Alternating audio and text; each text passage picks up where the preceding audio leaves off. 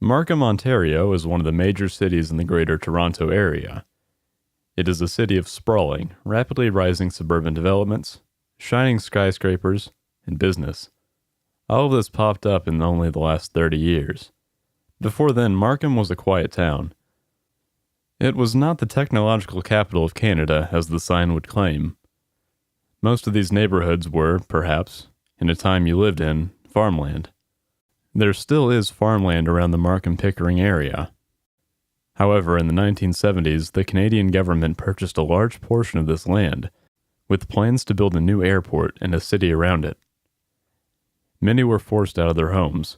Businesses in this area were shut down. Hence, abandoned buildings were left behind. The airport was never built. The people were never allowed to return to their homes. Their homes, decades later, still stand. Some with all their belongings untouched. On Resor Road, along some houses that are occupied today, you'll find a dirt road leading into the forest.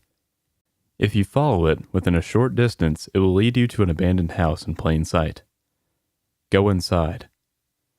The house has been vandalized by teenagers, and the ceiling is beginning to peel, but otherwise is in good condition.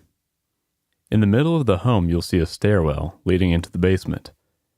In the entrance to the stairwell, the words "Leave Now" will be spray painted onto the wall. Walk down the stairs. They're quite rickety though, so make sure you've got the proper equipment.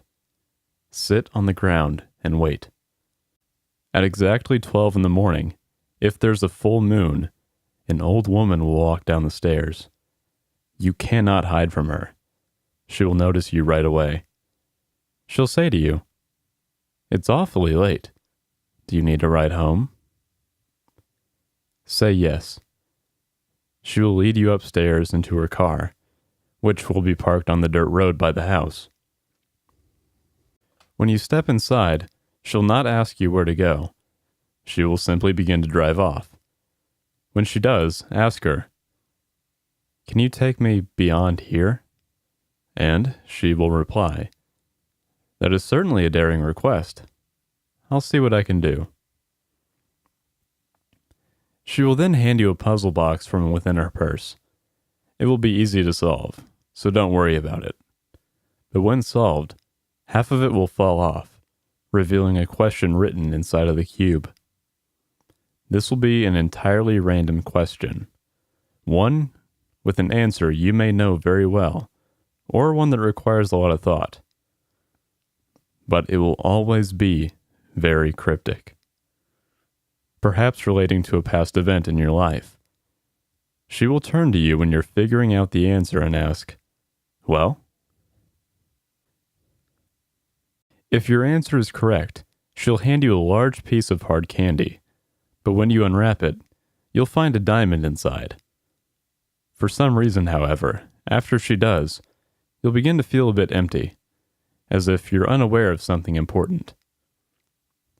Afterwards, she'll drop you off safely at your own home, but the feeling will not go away.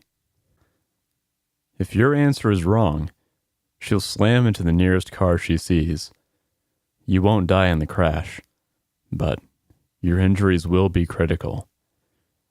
The next few days will be agonizing for you, but you will be completely aware, unable to sleep. Anesthesia and painkillers will have no effect on you. The old woman will come out unscathed. In fact, she'll visit you in the Markham Stouffville Hospital and place her hand on your forehead. When she does, you will slip away. What you see here is the most beautiful thing you witness in your life, and what happens after that is unknown. She will tell you, however, you are ready. You know, you're probably sitting there thinking, wow, this guy really has a fixation for rituals. And, yeah, I do. They're just generally pretty interesting, I find. The very premise behind them is kind of interesting. Like, you do this one mundane behavior, and you get some kind of reward. And if you don't, you get, like, eaten by demons or something. I don't know. And for this pasta, I feel like the reward is actually pretty cool. You show up in the middle of nowhere, you play Trivial Pursuit, and then you get a diamond. That sounds pretty awesome. But all jokes aside, I really did enjoy this story. A trope that I find with some of these ritual stories is that they have this big, ludicrous, drawn-out ritual process, and then not even like a decent reward that you would want to get. Like 90% of these stories involve going to the dollar store and picking up like 5 gallons of salt, sprinkling it all over your house. Like that's going to be a bitch to clean up. And then your reward is that your dog gets possessed by a ghost and now you have like the soul of Adolf Hitler in your dog. And that's like in the best case scenario. Worst case, you open like a portal to hell in your closet and there's no way you're going to explain that to your landlord. Like that just doesn't make any sense. And that's why I did enjoy this story. Because you have a very defined reward, you have a punishment, which is death first and foremost. Which seems a little bit steep now that I think about it. You answer one trivia question wrong and you're just dead.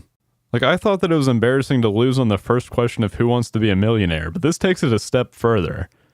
Of course, it does tell us that we die if we fail this, but it also tells us that we're ready. And we're never sure what we're ready for. Yeah, it leaves a little bit of a cliffhanger. I wonder if it's something along the lines of you'll be forgotten just like this old abandoned town. Like it would nicely tie it up with the build-up that we had earlier on in the story. And I thought the build-up was done pretty well. Now, even though I do like how the town and the setting, it was built up pretty well, we never get an explanation for the old lady. Of course, we can probably assume that she is the tenant of the house. I think that would have more effect if you kind of built up the old lady.